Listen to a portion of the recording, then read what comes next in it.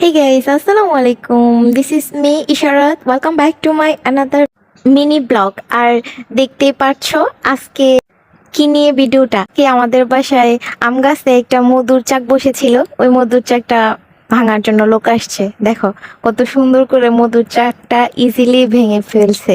আর একটা মধুর পোকাও কিন্তু কামড় দেয় নাই। আর দেখতে কিন্তু বেশ ভালো লাগে আমার মধুর চাক ভাঙা। আমাদের বাসায় আরো আগে বসছিল অনেকবার, তো তখন ভিডিও করা হয় নাই, শেয়ার করা হয় নাই তোমাদের সাথে।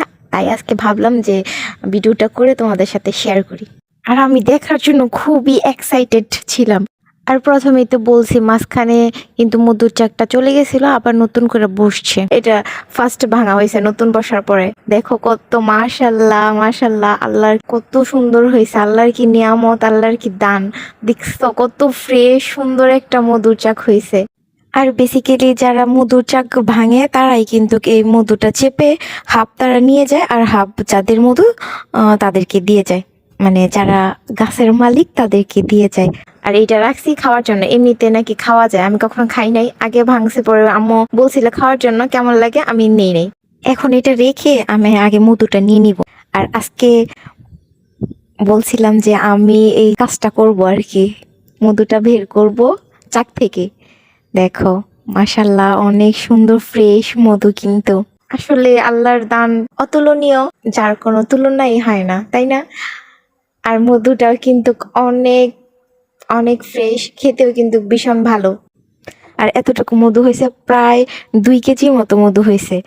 1 কেজি উনি নিয়ে গেছে যে ভাঙছে, আর আরেক কেজি আমাদের দিয়ে গেছে। আগে যতবার হয়েছিল ততবার এইরকমই হয়েছিল, তার থেকে বেশিও হয়েছে, কোনো সময় কমও হয়েছে। এইটুকু আমাদের দিয়ে গেছে। আর এইটা আমি যে রাখছিলাম খাওয়ার জন্য, এটা গলে গেছে। যাই হোক, খেয়ে দেখি। আর এখন যে বেজালের যুগের মধ্যে খাঁটি চাক ভাঙা মধু কিন্তু পাওয়াই যায় না, তাই না? আর আমরা যে পাইছি তা আল্লাহর অশেষ নিয়ামত, আল্লাহর অশেষ দান।